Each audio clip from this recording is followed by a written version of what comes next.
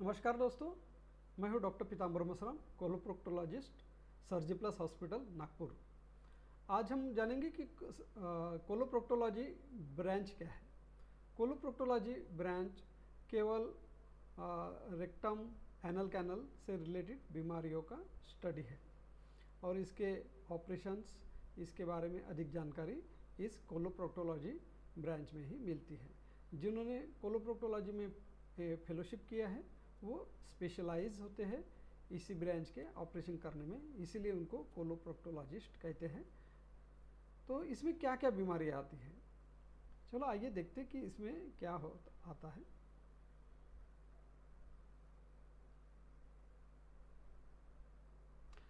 Coloproctology एक branch है जिसमें स्पेशलाइजेशन अवेलेबल है। अब्रॉड कंट्री में तो इसमें एमसीएच अवेलेबल है, लेकिन अपने इंडिया में इसमें अभी एमसीएच अवेलेबल नहीं, केवल फेलोशिप ही अवेलेबल है। इसमें piles, fissure, fistula, pilonidal sinus, anal wart, anal erosions, defecation problem, obstructive defecation syndrome, carcino rectum और सभी बीमारियां जो आपके एनल कैनल और रेक्टम से संबंधित है। यानी अगर कोई मरीज ऐसा है कि जिसको ब्लीडिंग जा रहा है, उसको बिल्कुल समझ में नहीं आ रहा, ऑफकोर्स ब्लीडिंग उसके एनल कैनल से जा रहा है यानी लैट्रिन से जा रहा है, उसको समझ में नहीं आ रहा कि मुझे पाइल्स है, फिशर है, फिस्टुला है या कोई और तो बीमारी नहीं है, तो उसे सबसे पहले किसको दिखाना चाहिए, ये अक्सर सवाल लोगों के मन में होता है। क्योंकि लोग अक्सर इसी चीज़ को पाइल्स कह के कोई भी इलाज कर लेते हैं। यानी कि कोई फार्मासिस्ट के पास जाना, फार्मासिस्ट के पास जाके उसको दवाइयाँ पूछना, उससे ट्रीटमेंट ले लेना, उससे कोई भी दवाई ले लेना, क्रीम ले लेना, या ऑनलाइन सर्च करते हैं, वीडियो देखते हैं, यूट्यूब पे वीडियो देखते हैं और वही उपचार शुरू कर देते हैं, लेकिन उनका पाइल्स का जो बीमारी है, जो उनके सिम्टम्स है वो कम नहीं होते।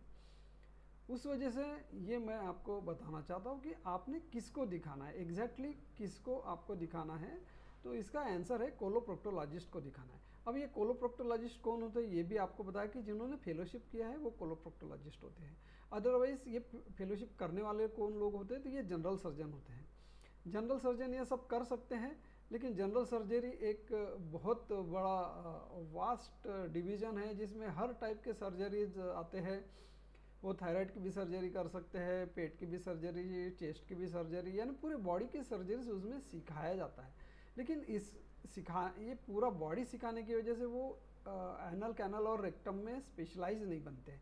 जैसे आज की डेट में हर चीज़ के लिए स्पेशलाइजेशन तैयार हो गया है। जैसे यूरो सर्जरी बोले तो सिर्फ किडनी का ऑपरेशन करने वाले, गैस्ट्रो सर्जरी बोले तो सिर्फ पेट के अतड़ियों के सर्जरी करने वाले, लीवर के सर्जरी करने वाले।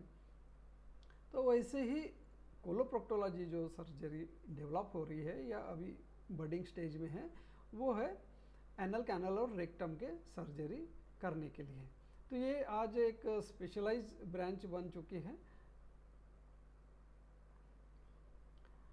तो आपने केवल और केवल कोलोप्रोक्टोलॉजिस्ट के ही पास जाना चाहिए, उनके पास जाके चेकअप करना चाहिए। ये लोग क्या करेंगे, जब आप जाएंगे तो क्या करेंगे, ऐसा क्या करेंगे जो जनरल प्रैक्टिशनर नहीं कर सकते। जनरल प्रैक्टिशनर सिर्फ आपको चेक करेंगे ऊपर ऊपर से।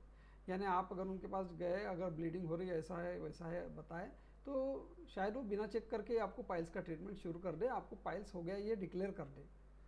तो ये तो 100% गलत है। आपका चेकअप उसने करना ही चाहिए। अगर फिर भी वो चेकअप करता भी है तो जो कोलोप्रोक्टोलॉजिस्ट चेकअप करेगा, जो उसका एक्सपीरियंस उसको ये डायग्नोसिस करने में मदद करेगा, वो जनरल प्रैक्टिस या कोई भी डॉक्टर कर नहीं पाएंगा। वो सिर्फ एक चेकअप करेगा ऊपर से।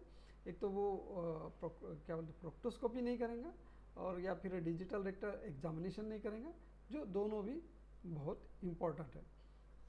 अब ये प्रोक्टोस्कोपी क्या है और डिजिटल रेक्टल एग्जामिनेशन का क्या है, ये भी शायद आपको अभी समझ में नहीं आ रहा होगा।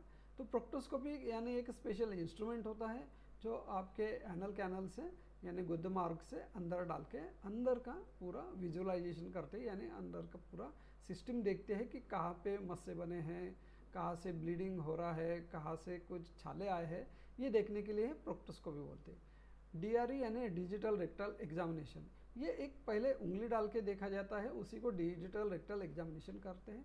इसके बाद अगर ज़रूरत पड़ी तो वो एमआरआई या सोनोग्राफी का भी आपको सलाह दे सकते हैं। तो ये सब प्रोक्टोलॉजिस्ट करते ही है और इसके बाद ही एक डायग्नोसिस में पहुंचा जाता है जो बहुत ही एक्यूरेट होता है। और उस बेसिस पे जब आपका ट्रीटमेंट होता है या आपकी सर्जरी होती है तो आपकी परेशानी पूरी तरह दूर हो जाती है। बिल्कुल ऐसे ही करना होता है, अंदाजे से कुछ भी नहीं करना होता है, अदरवाइज आपका डायग्नोसिस नहीं बनेगा। आप सालों साल इस बातों से परेशान रहेंगे और अपनी बीमारी झेलते रहेंगे। तो मुझे लगता है कि आपको कोलोप्रोक्टोलॉजी ब्रांच और कोलोप्रोक्टोलॉजिस्ट कौन है ये समझ गया होगा।